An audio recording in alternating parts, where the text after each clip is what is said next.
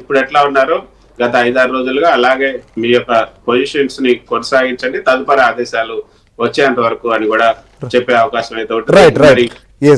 Yes Krishna, మీరు అన్నట్లుగా కేంద్ర హోంశాఖ అయితే మాత్రం ఎప్పటికప్పుడు సరిహద్దు రాష్ట్రాలను కూడా అప్రమత్తం చేస్తుంది. దేశవ్యాప్తంగా కూడా మనం చూసాం, అనేక జాగ్రత్తలు తీసుకుంటున్నారు, ప్రధానంగా ముఖ్యమైనటువంటి కేంద్రాల్లో అంతా కూడా. సో శేషాద్రి గారు, ఫైనల్గా ప్రస్తుతం అయితే భారత్ పాక్ సరిహద్దుల్లో మాత్రం కాల్పులు ఆగాయి తాత్కాలికంగా.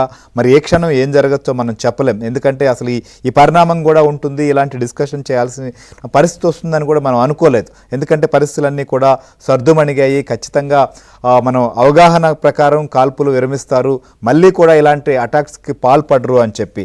సో ఫైనల్గా ఏం చెప్తారు, ఈ రాత్రే కాదు 12 వరకు ఏం జరగచ్చని? ఏ నిమిషాల్లో అయినా ఏదైనా జరగవచ్చండి. బార్డర్లో నేను నా కళ్ళతో చూశాను, అక్కడ పరిస్థితులు ఎలా ఉంటాయంటే, ఏదో east Berlin and west Berlin గోడ కట్టినప్పుడు బెడ్రూమ్ ఏమో వెస్ట్ జర్మనీలోకి, తర్వాత కిచెన్ ఏమో ఈస్ట్ జర్మనీలో ఉండిపోయింది. ఆ రకమైన పరిస్థితులు 1969 70 ప్రాంతాల్లో, అంటే ఈస్ట్ పాకిస్తాన్ బంగ్లాదేశ్ ఏర్పడటానికి 1 సంవత్సరం ముందు వరకు కూడా నేను ఆ ప్రాంతంలో పనిచేశాను. అక్కడ నేను చాలా ఆశ్చర్యపోయేవాడిని. పొలం సగమేమో ఈస్ట్ పాకిస్తాన్ లో ఉండేది, ఇల్లేమో ఇండియాలో ఉన్నట్టుగా ఉండేది, త్రిపురలో ఉన్నట్టుగా ఉండేది.